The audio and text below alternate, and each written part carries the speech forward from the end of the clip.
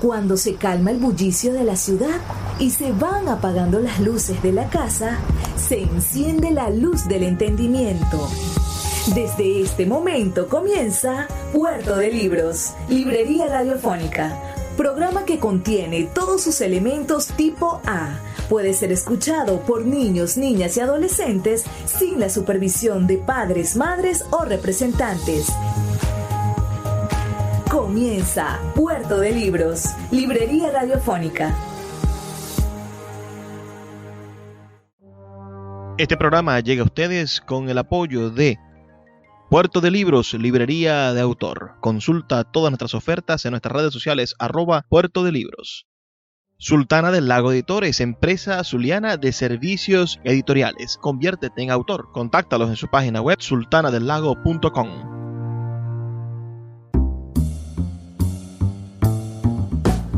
Bienvenidos a Puerto de Libros, Librería Radiofónica. Les habla Luis Peroso Cervantes, quien de lunes a viernes de 9 a 10 de la noche se encuentra con ustedes en esta emisora, en la Red Nacional de Emisoras Radio Fe y Alegría, para traerle excusas maravillosas para el entendimiento como venezolanos.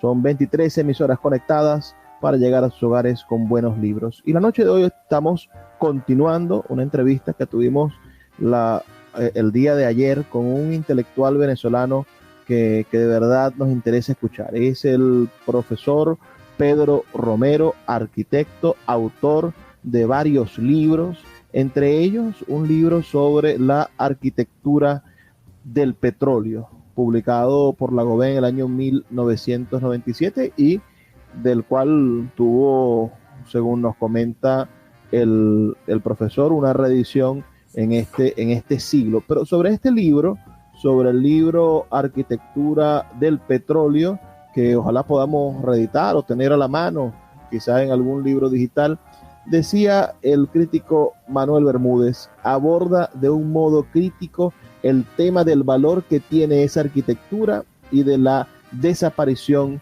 por la cual transcurre en el Zulia y en Maracaibo. Y sobre la desaparición, es quizá el punto con el que me gustaría comenzar esta segunda jornada de entrevista con usted, profesor. La arquitectura venezolana, a diferencia de otras manifestaciones arquitectónicas, pensemos en el universo turístico, no he viajado a Europa, pero me cuenta un amigo que acaba de venir de Alemania hace unos días, que va pasando por las calles y ve una edificación completamente moderna, con alguna visión posmodernista en su diseño, y al lado una casa que tiene 300 o 400 años y que está siendo conservada porque es el último vestigio de esa arquitectura. ¿Cuántas etapas arquitectónicas tiene Venezuela? Y usted podría decirnos, como especialista, ¿cree usted que se ha perdido buena parte de nuestro legado arquitectónico? Es decir, si quisiéramos ir a ver una casa de la colonia, ¿pudiéramos conseguirla todavía en alguna parte del país? Si quisiéramos ver algo antes y qué periodos existían antes de las casas más antiguas que hoy conocemos, o de los espacios arquitectónicos que conocemos. Bueno, mira, la respuesta es que ha desaparecido una buena parte y otra persiste, ¿no? Y las razones son de naturaleza diferente. Ya comentamos el día anterior, en lo prehispánico no tenemos mayores elementos que mostrar, salvo los sobrevivientes indohispanos que siguen, a su vez, pues, haciendo su práctica cultural, los pueblos de agua, por ejemplo, en Enea, en Mangle, o los aborígenes de nuestro país, ¿no? Pero, en sus chubatas, etc. Lo detengo allí, profesor.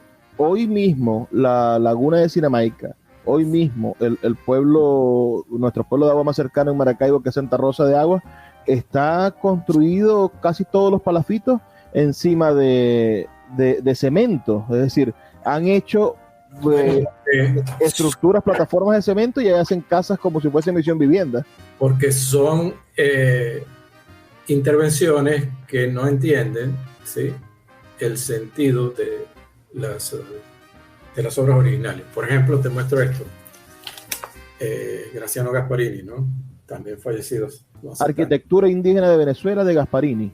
Sí, Gasparini hace allí todo un registro de lo que él entiende es lo que hemos heredado, ¿no? Destacan pues las culturas o las etnias aún presentes en el país. Lamentablemente, en el caso nuestro de Perijá, esos grandes colectivos ya no existen, tal vez del lado colombiano. De allí lo colonial. Estrictamente colonial, el referente más importante que tenemos es la ciudad de Coro y su puerto La Vela. De hecho, tiene el reconocimiento de Patrimonio Cultural de la Humanidad, ¿no?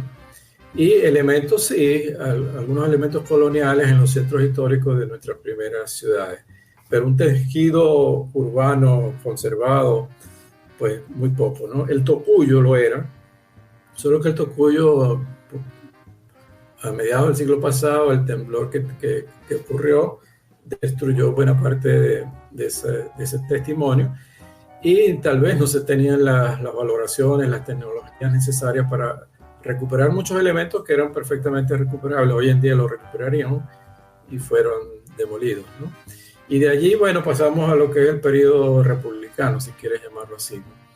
Donde ya entran referentes distintos, más pertinentes para el momento republicano, donde ya no se pretende pues motivar o mostrar el referente colonial anterior.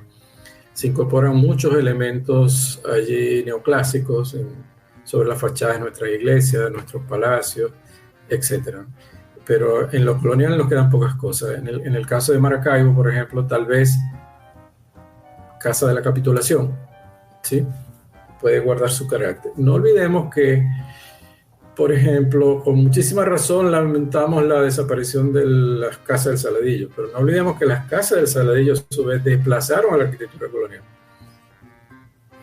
¿Por qué? Bueno, la presión de una mayor densidad exigida por la actividad de la Maracaibo a finales del 19 y tránsito hacia el 20 llevó mayor población. Entonces, no como ocurre posteriormente, que es el caso petrolero que ya comentaré, no se van en altura, sino que las grandes parcelas de las casas coloniales son subdivididas, y por eso tenemos unos frentes muy angostos, de 6, 7 metros quizás, o tal vez menos, y con un fondo muy prolongado de 50 o más metros. ¿Qué permitió eso? Tener mayor cantidad de población en la misma área. Entonces, ese proceso, ¿sí?, que comienza a finales del 18 y todo el 19, desplaza los principales referentes coloniales. Y los monumentos, las catedrales, por ejemplo, o las iglesias, fueron adquiriendo en lo formal muchos referentes de tipo neoclásico, lo cual es propio del momento republicano. En el año 2000, llega el petróleo, con el petróleo que decía, nos llega la modernidad. Entonces ahí aparece otro patrimonio importante y que hemos valorado muchísimo menos, ¿no? Sobre la época colonial, en el año 2000 usted hace una investigación sobre el castillo de San Carlos, sobre el cuartel de San Carlos. Sí.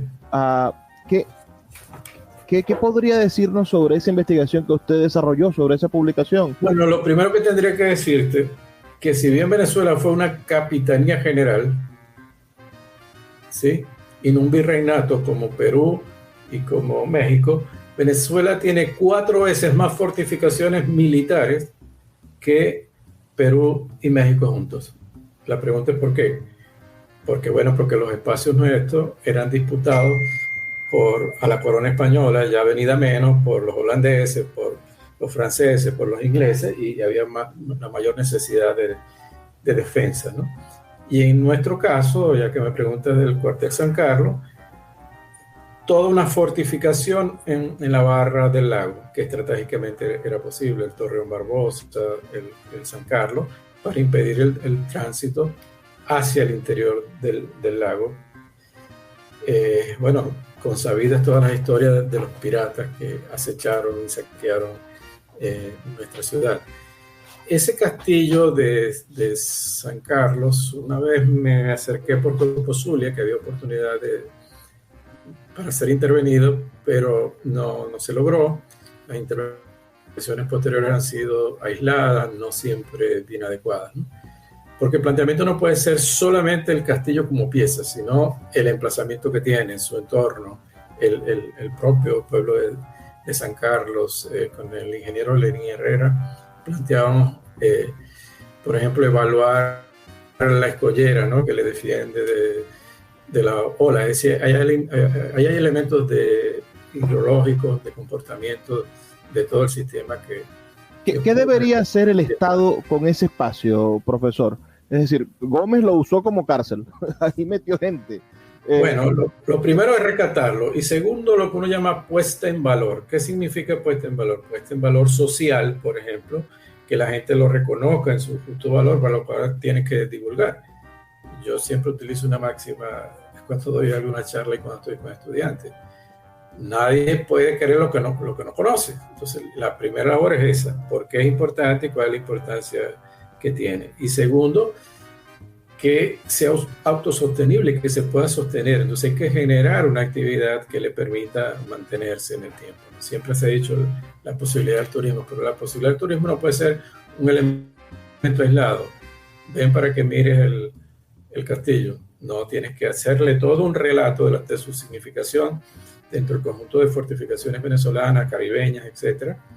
Y definir un recorrido desde la ciudad donde él pueda apreciar, además de, obviamente, el castillo como tal, lo pueda llevar también, ¿por qué no?, en el mismo recorrido, a penetrar la laguna Encinamaica, a comer en algún lugar apropiado, típico, o ¿por qué no?, repito de nuevo, disfrutar de algunas de las playas que ya en el Golfo tienen una condición, digamos, más sana, pues, que el interior del lago. Entonces tienes que involucrar a los actores del lugar, no puedes llegar solamente con un inversionista que va a desarrollar aquello, sino actor fundamental es el poblador, que tiene que participar de las posibilidades de atención y ese sostenimiento de esos bienes. Son deudas que tenemos sin duda pendientes. 13 años después, usted desarrolla una investigación sobre el malecón de Maracaibo. Y me causa curiosidad el subtítulo, Derribando Muros, 2013. Bueno, porque esa fue una oportunidad en la cual Bolipuertos, el ente nacional que rige los puertos venezolanos, intentó elevar un muro allí que limitaba toda relación espacial visual entre el malecón y el centro de Maracaibo. Pues.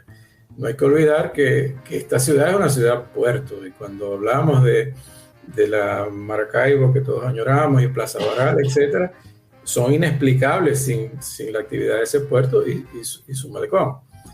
Y entonces ahí hubo que, porque no había manera de evitarlo, que involucrar a una serie de pensadores de la ciudad.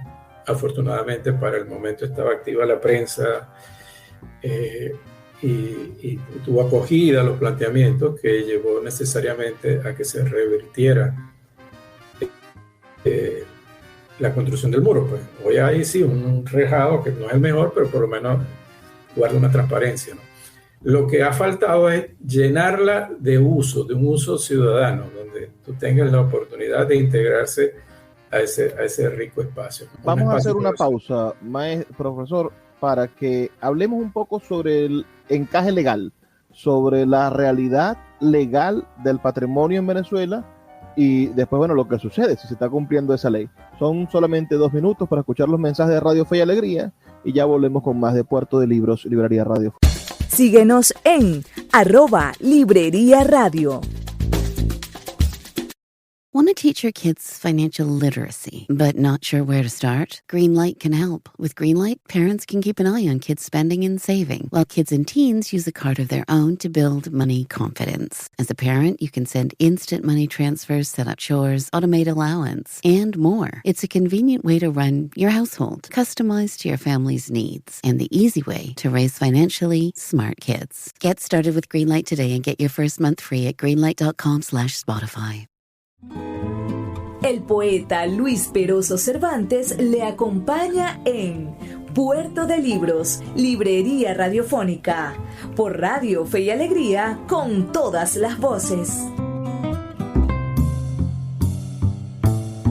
Seguimos en Puerto de Libros, Librería Radiofónica, esta noche conversando por segunda vez con el maestro Pedro Romero, una continuación de la entrevista que estuvimos el día de ayer.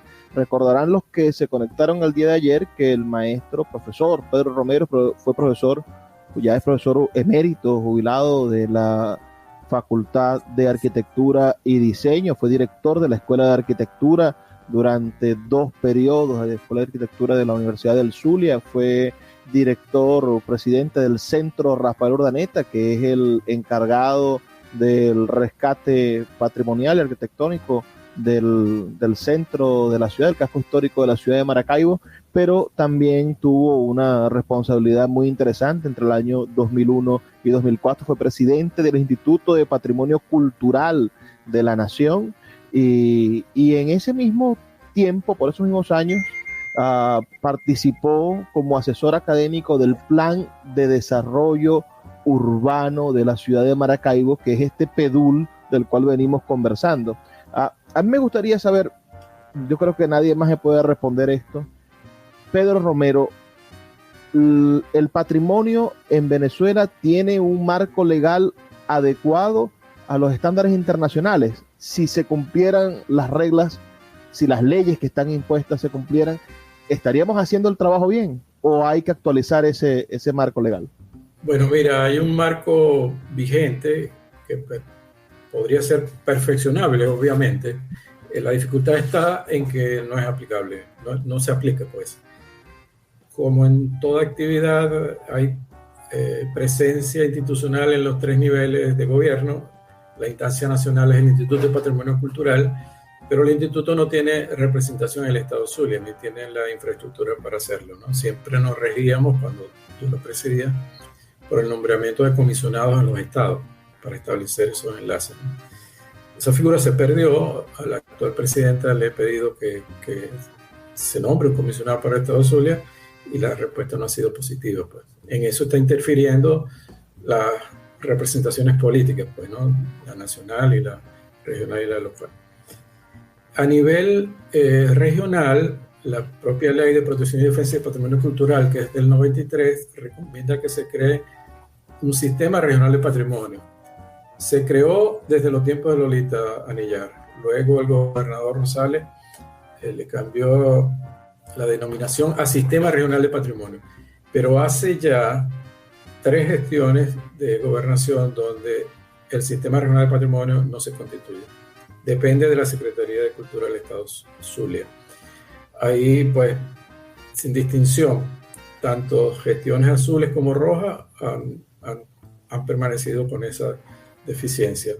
Afortunadamente le hemos hecho planteamiento a la actual Secretaria de Cultura del Estado, porque depende de esa instancia, y nos ha convocado a una reunión para ver las posibilidades de instalar el Sistema Regional de Patrimonio. Y a nivel local existió también Fundapatrimonio, desconozco las razones, en las pasadas gestiones, la de la señora Evelyn Rosales, pues hasta allí estuvo en funcionamiento, cesó el funcionamiento de Fundapatrimonio y no se ha restablecido. Hicimos la misma diligencia con la directora correspondiente ahora a nivel de la alcaldía y esperamos respuesta. En síntesis, la institucionalidad existe, solo que no se activa.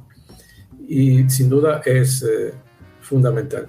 Previo a esto, o más allá de Venezuela, por ejemplo, Venezuela es un estado parte y por eso puede acceder a las declaraciones de UNESCO de Patrimonio Cultural de la Humanidad. El caso de Coro y la Vela, la Ciudad Universitaria de Caracas, entre las más conocidas. Y para eso suscribió, pues, los convenios correspondientes, pero apenas los hizo en el 92-93 porque le interesaba que le declararan a Coro y la Vela. Pero esa convención de UNESCO estaba vigente desde el 70, ¿no? Tardamos 20 años para hacernos estado parte. Conclusión, sí, hay una estructura, hay obviamente primero que ponerla en vigencia y segundo, actualizarla. Le pregunto por el papel de las universidades. Pareciese que los arquitectos como profesiones no son los especialistas más idóneos o más cercanos para encargarse del patrimonio cultural. ¿Por qué nuestras universidades no tienen especializaciones en patrimonio cultural? A ver, arquitectura puede tener en el caso del patrimonio inmueble, ¿no? Recuerda que el patrimonio tiene sus categorías: patrimonio material, patrimonio inmaterial. Dentro del material entran los inmuebles, que sería pertinente para una escuela de arquitectura, y los bienes muebles, que apuntan más hacia el tema del arte, ¿no? Pintura, cuadro y otro tipo de expresión. Y las llamadas patrimonios también inmateriales, llaman algunos, que se expresan de manera diferente, la danza, la música, etcétera, que corresponden también a cada especialidad. Eso como concepto es muy integral y se debe orientar su formación dependiendo de cada una de esas orientaciones. Lo que sí es cierto es que como especialidad específica, un título de patrimonio no es. Profesor, ¿cree usted que la Universidad Venezolana tiene una deuda con el rescate y con el estudio del patrimonio cultural? Sin duda, sí. Como sabemos, pues las áreas de actuación de la universidad, docencia, investigación y extensión, tocan la posibilidad de abordar el tema del patrimonio cultural. Pero hay un mandato de ley, el segundo artículo de la ley de universidades, que dice orientar sobre los problemas nacionales. Y entonces, preservar el patrimonio nacional y el estado de riesgo que tiene en la actualidad tiene que ser también motivo de orientación por la Universidad Venezolana.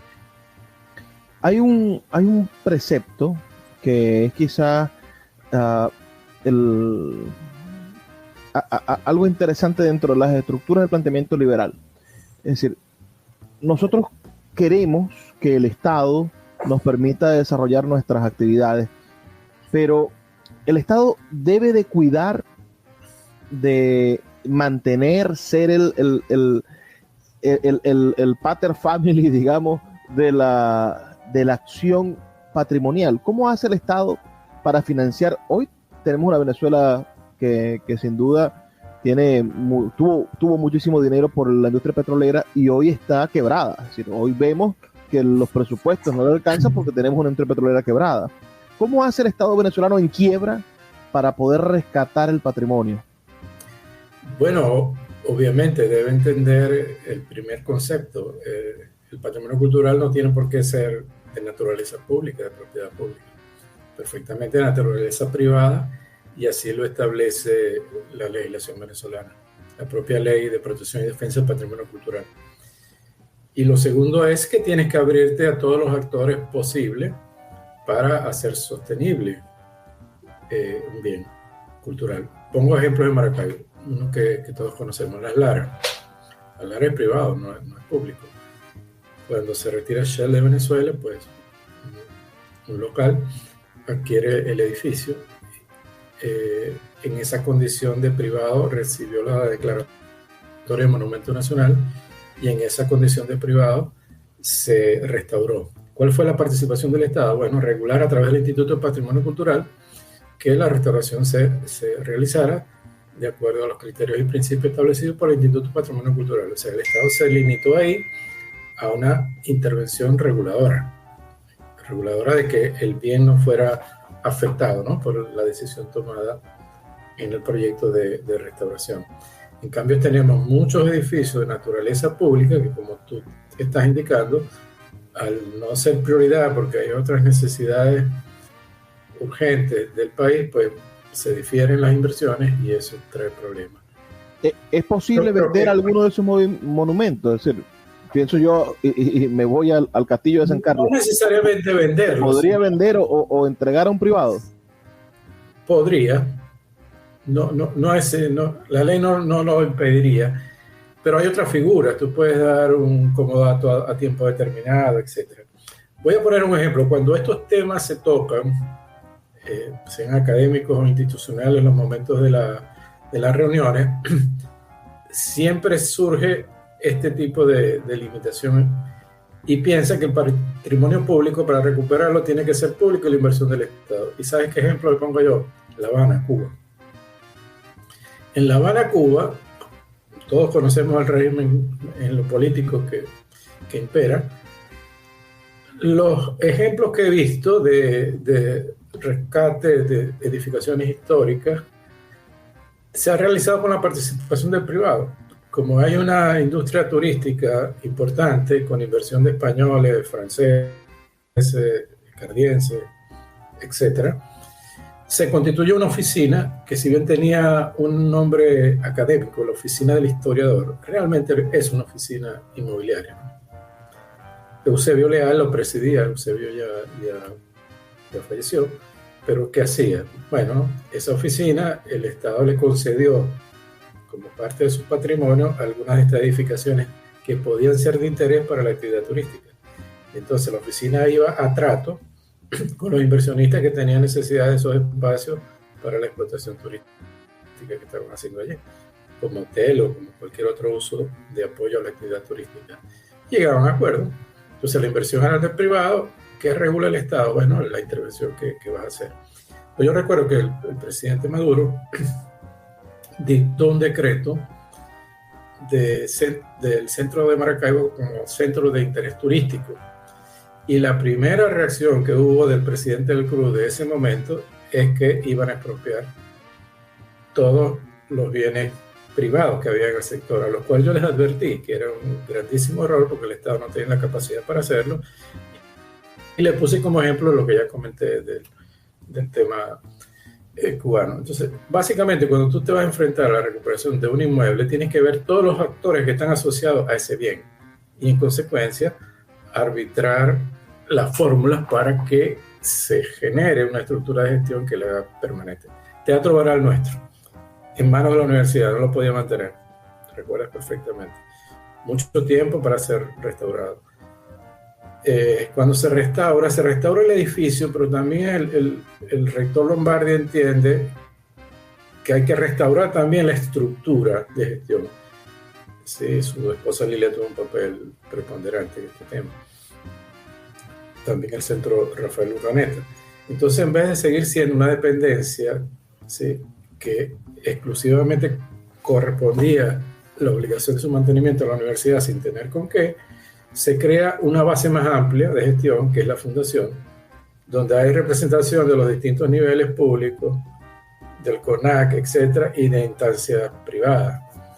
Y entonces tú tienes una base de gestión mucho más amplia. Esto no debería decirlo, pero lo voy a decir. Estos cargos, incluso presidir el Teatro Varal, forman parte de las oportunidades electorales de la universidad. Y es posible que llegue un nuevo rector y te nombra un nuevo director o un nuevo presidente. Pero ¿qué ocurre? Como el resto de la directiva no depende del rector, sino son representantes de otras instituciones, entonces se vela desde la directiva en que pueda haber continuidad de planes y proyectos. Síguenos en @Librería Radio. My dad works in B2B marketing. He came by my school for career day and said he was a big ROAS man. Then he told everyone how much he loved calculating his return on ad spend.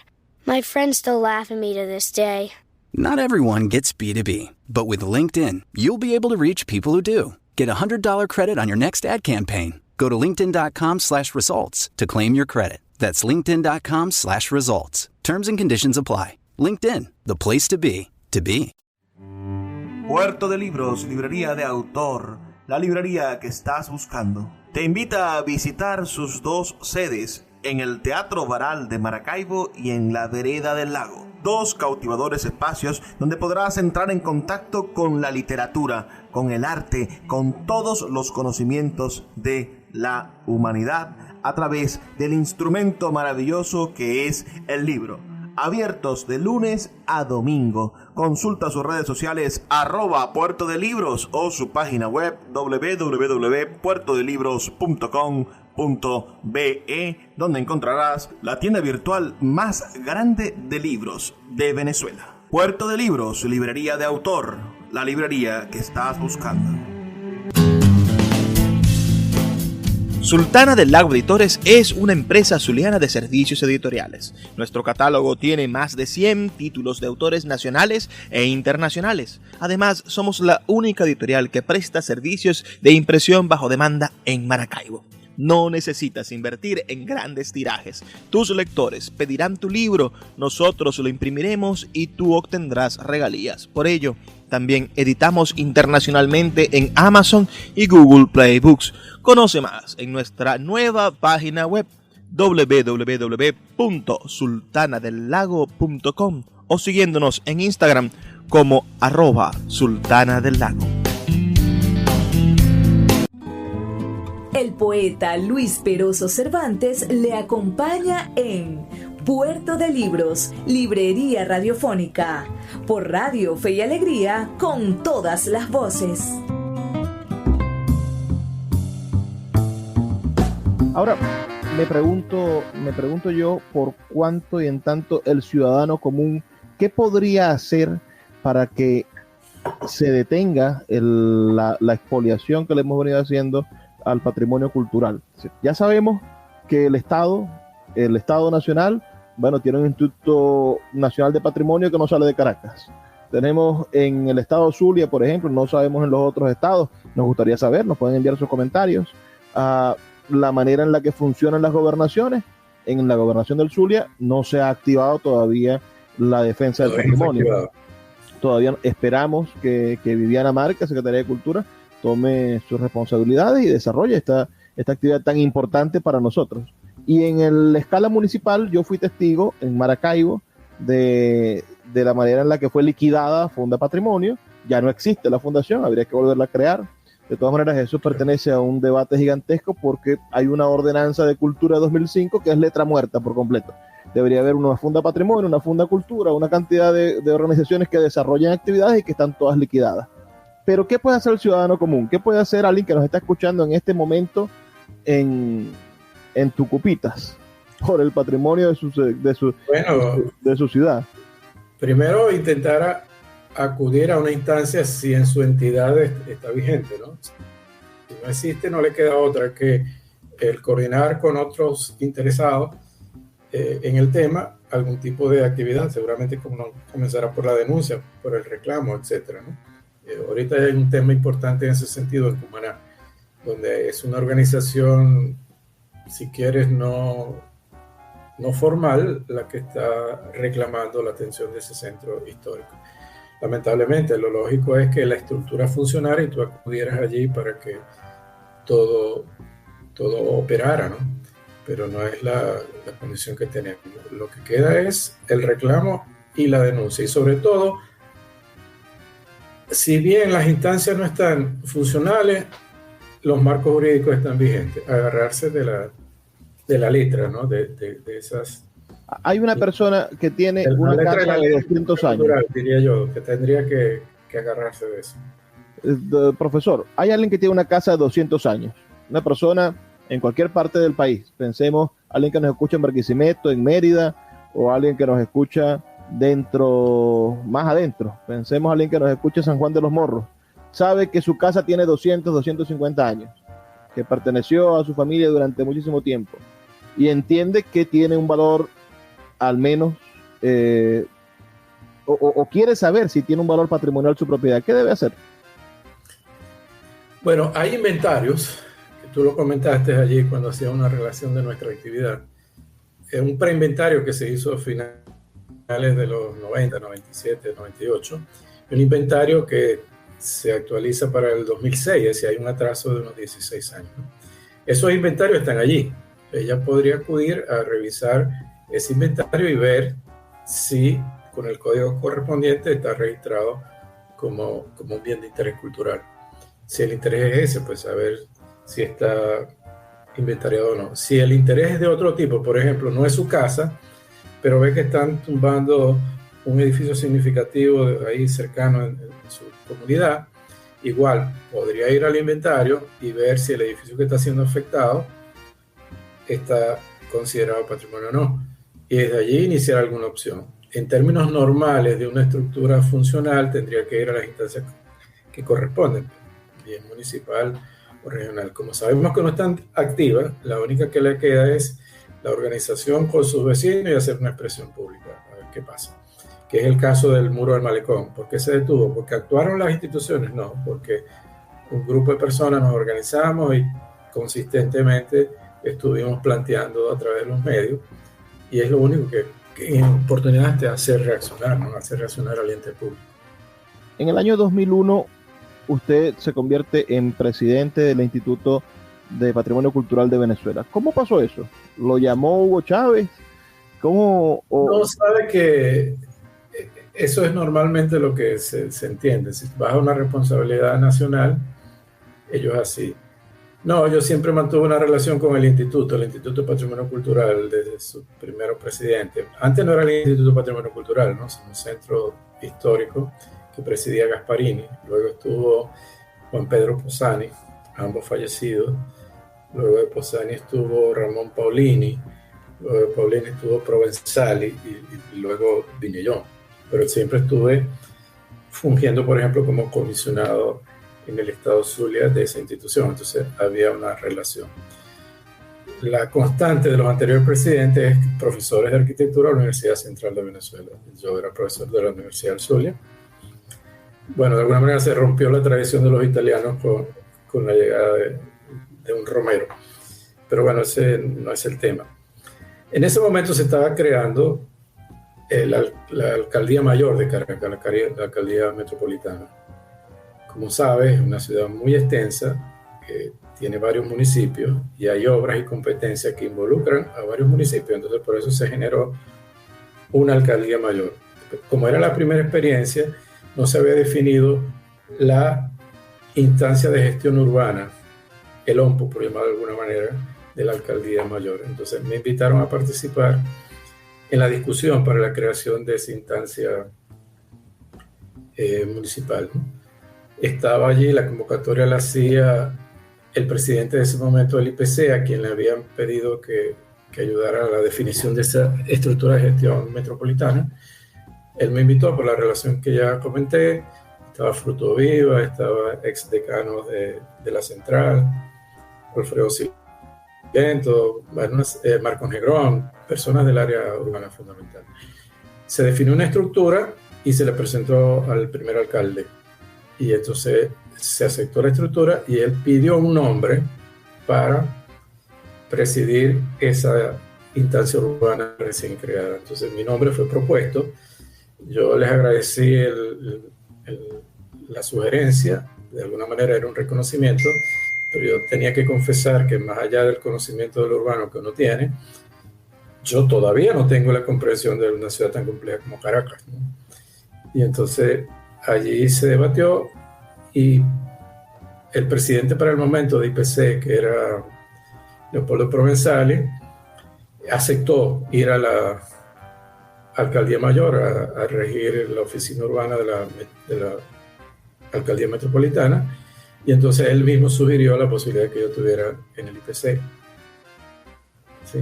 El planteamiento se le hizo al viceministro de Cultura con la presentación de mi currículum y fue aceptado. Ahora, yo siempre he aclarado que esos compromisos se tienen que hacer y sobre todo asumir en función de la ley, no en función de las relaciones personales o políticas. De hecho, pudimos hacer una obra que yo creo que de alguna manera puede ser reconocida. Te comenté el Museo de Sitio de Taima o el Museo Arqueológico de Quibor y bueno, distintas intervenciones que se hizo a nivel nacional. Pero lo importante es, por ejemplo, el presidente Chávez en una oportunidad declaró que Miraflores sería convertido en una universidad. Y en ese momento me entrevistó el Nacional para saber qué opinaba como presidente del IPC. Yo le digo, bueno, mi opinión es muy simple, lo que dicta la ley. Que dice la ley, artículo 23, en monumentos nacionales no se pueden introducir intervenciones, cambio de uso, etcétera, si no tiene la aprobación del Instituto de Patrimonio Cultural. En consecuencia, el que aprueba es el Instituto de Patrimonio Cultural. Y además, la ley es tan explícita que dice ninguna autoridad, quiere decir de presidente para abajo. En consecuencia, esa declaración fue la primera página del Nacional. Yo la tengo guardadita, si le quiere alguna vez te la muestro. En ese momento me llamó el viceministro de Cultura de quien dependía, que bueno, que ¿por qué mi respuesta? Y bueno, porque es lo que está atenido y señalado en la ley, ¿no? Que en ese sentido yo no tenía ningún problema a regresar a mi actividad académica acá en el Zulia. Pero bueno, no pasó de allí y permanecí un año más en el instituto, ¿no? Pero y algunos obviamente me señalaron como contragobierno, ¿no? Claro. Entonces, cuando regreso a Maracaibo, que me tocó paralizar las obras del Paseo Ciencia, que es el Monumento a la Virgen, sería un tema muy largo, pero básicamente no había proyectos, violación de la ley orgánica del ambiente, se tumbaron el 100% de los árboles, no hubo licitación, no tenía aprobación del Instituto de Patrimonio Cultural, etc. No es el tema. Por tantas violaciones de ley tuve que ordenar la paralización, ¿no?, de las obras. Entonces ahí me acusaron de lo contrario, de chavista en este caso. Y en ambos casos, pues lo que hago es la interpretación de la ley, ese es el marco en el que uno debe actuar. Pero por eso son los riesgos de aceptar comprometerte con responsabilidades públicas. Vamos a hacer una pausa, profe, y volvemos con el último segmento de este programa, donde me gustaría conversar un poco más, buscando la esperanza, buscando la manera en la cual nosotros podamos de alguna manera, de alguna forma, hacer que este país salga de la crisis en la que tenemos 200 años. Ya volvemos con más de Puerto de Libros, librería radiofónica. Los libros son máquinas del tiempo. A través de sus páginas podemos viajar a todas las épocas de la humanidad, navegar en las mentes de grandes artistas y transportar nuestra experiencia hacia la posteridad. De lunes a viernes puedes abordar una embarcación de papel en Puerto de Libros, librería radiofónica, producido y conducido por el poeta Luis Peroso Cervantes. Un programa dedicado al maravilloso mundo de la lectura, la cultura y la intelectualidad, por Radio Fe y Alegría, con todas las voces. El poeta Luis Peroso Cervantes le acompaña en Puerto de Libros, librería radiofónica, por Radio Fe y Alegría, con todas las voces.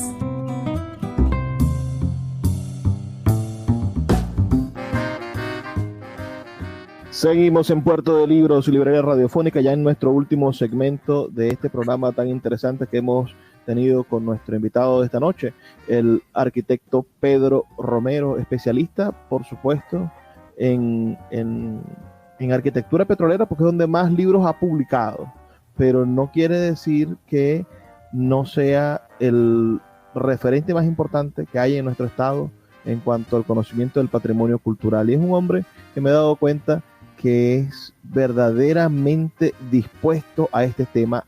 Se levanta a la hora que sea necesaria para ir a infinidades de reuniones y a entregar su conocimiento de manera gratuita, siempre en pos de que podamos conocer la importancia que es preservar nuestro patrimonio cultural. ¿Cómo le ha servido? Y aquí el patrimonio cultural usted lo planteaba hace un momento, por supuesto que son los bienes inmuebles, pero ¿cómo le ha ido con el patrimonio, llamémoslo inmaterial, que también, y que quizás no está asociado a sus estudios y a su aporte académico, que ha trabajado tanto tiempo en arquitectura? ¿Cómo le ha ido con eso, con la música, con el arte, con la poesía, con las otras manifestaciones del patrimonio cultural? A ver, el patrimonio inmaterial es menos asible por razones obvias, ¿no? El monumento está ahí, lo mides, lo puedes tratar. Y entonces las consideraciones son, no digo subjetivas, pero sí más difícil de hacer, ¿no? En Venezuela, las primeras declaraciones recibidas de UNESCO todas eran correspondientes al patrimonio material, pues inmueble. Ciudad Universitaria de Caracas, Coro y la Vela, etc.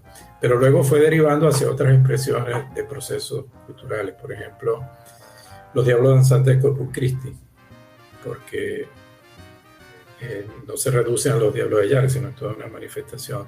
Entonces allá hay danza, música, artesanía de instrumentos, trajes, etc.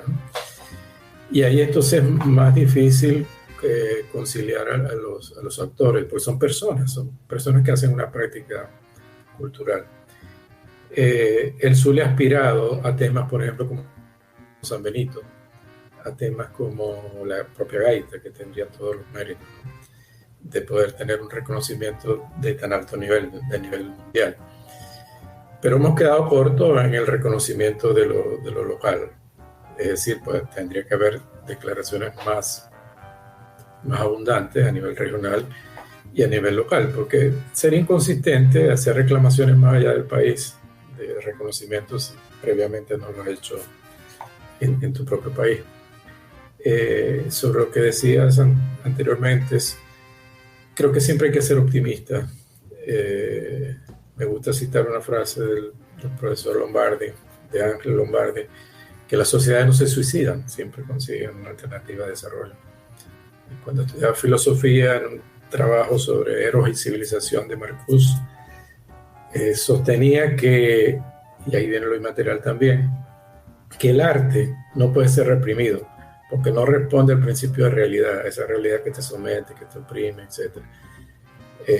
Se rige por el principio de placer. Entonces, desde el arte, desde la arquitectura, de las expresiones culturales, es muy difícil que nos repriman, que nos limiten en cuanto a la expresión, ¿no? Y en ese sentido podemos poner sobre la mesa la presencia de esos valores, ¿no? Creo que es fundamental. Y esto tiene que ver con el conocimiento.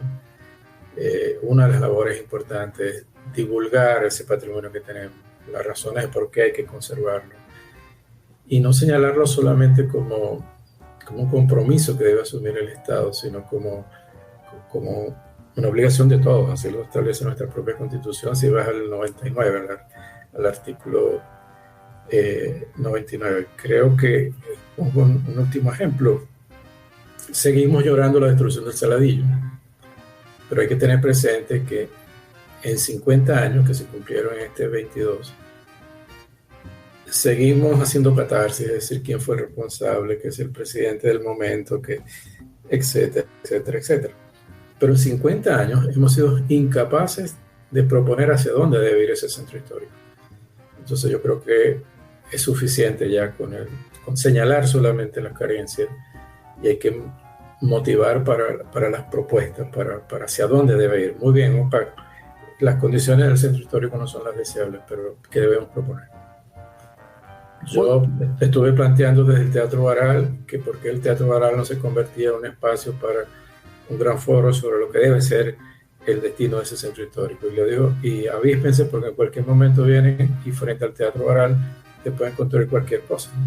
Por más que la ley dice, en el entorno de monumentos nacionales tienes que guardar las condiciones apropiadas, etcétera, pero eso no te protege. Entonces es tiempo de, más que lamentar, que de proponer.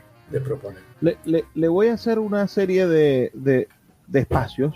Le voy a preguntar por una serie de espacios patrimoniales y usted me dirá si está preocupado por ellos o no, o si habría que hacer algo con ellos. Es decir, si pudiera hacer una respuesta rápida, sería mejor. Comencemos por Basílica de Nuestra Señora de Chiquinquirá. ¿Hay que hacer una intervención patrimonial allí? Sí. En este momento se están restaurando frescos, pero básicamente es no seguir colocando nuevos elementos a la basílica y conservar sus valores esenciales. Esos bancos hay que retirarlos, impiden totalmente la apreciación de ese espacio. Hay que volver ser un poco más humilde, volver a los banquitos que teníamos anteriormente.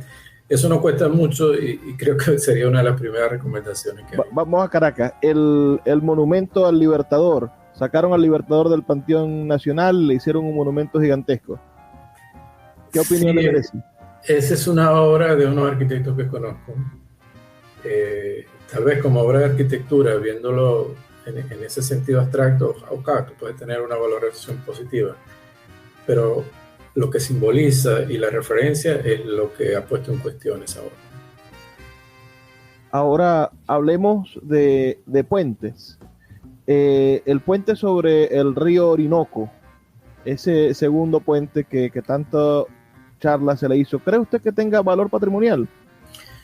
No tanto como el primer puente de Angostura, que sin duda es un puente atirantado realmente precioso, ¿no? Lamentablemente las otras opciones de puente del Orinoco, como el segundo del lago, terminaron en condiciones que comprometen al país incluso. El Barroso 2 cumple 100 años. Ese espacio petrolero este año... Hay que resaltarlo por varias razones, no solamente por ser el referente del ingreso de Venezuela al mundo petrolero, sino porque eso se nos olvida a veces los venezolanos.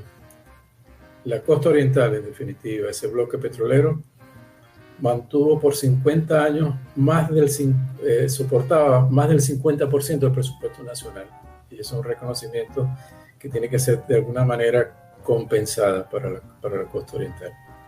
Existía la figura aquella que ya no existe, ¿no? De la ley de asignaciones especiales. Pero costa oriental merece plena justicia y no la situación en que se encuentra. En Maracaibo quitaron la Plaza Colón y colocaron un monumento al Libertador. ¿Qué opinión le merece? Bueno, un error monumental, es decir, tener esas interpretaciones de la historia, ¿para qué vamos a abundar en eso, ¿no? Donde hay que borrar la memoria de toda nuestra herencia española, pero bueno, no tiene ningún sentido. Estaríamos aquí hablando en otro idioma y bueno.